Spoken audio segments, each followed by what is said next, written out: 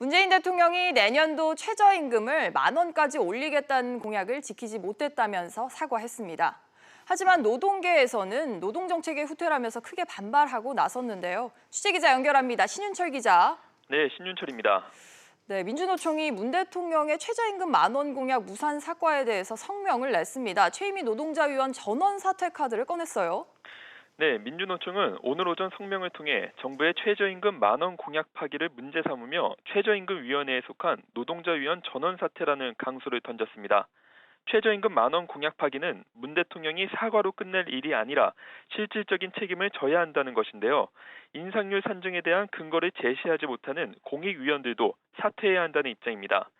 민주노총은 지난해 최저임금 산입 범위가 확대돼서 실질임금 인상률이 최대 7.8% 잠식된 것을 감안하면 이번 2.9% 인상은 오히려 삭감안이라고 주장하고 있습니다.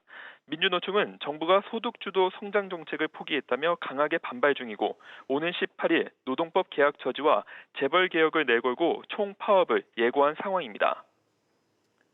네, 노동계는 이 문 대통령의 사과를 받지 않겠다 이런 입장인데 정부는 최저임금 10,000원 공약에 대해서는 어떤 입장입니까?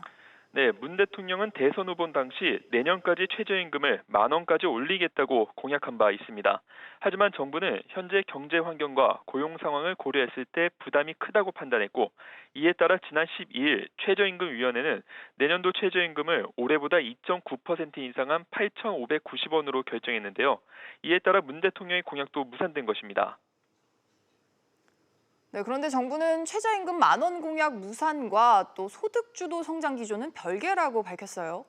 네, 그렇습니다. 김상조 정책실장은 최저임금 공약 달성 실패가 소득주도 성장 정책의 포기는 아니라며 확대 해석을 경계하는 모습을 보였습니다.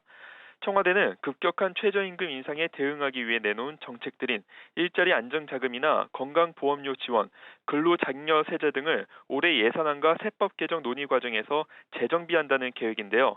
이 때문에 오늘과 오는 18일 열리는 국회 환경노동위원회, 고용노동소위원회에 그 대한 관심이 커지고 있습니다. 이 자리에서는 최저임금위원회를 구간 설정과 심의 의결로 나누는 이원화 방안과 탄력근로제 단위기간 확대 등 노동 관련 법안들이 논의될 예정이기 때문인데요. 하지만 정부와 노동계 사이의 입장 차이가 큰 이슈들이어서 결론이 나기까지 상당한 진통이 예상됩니다.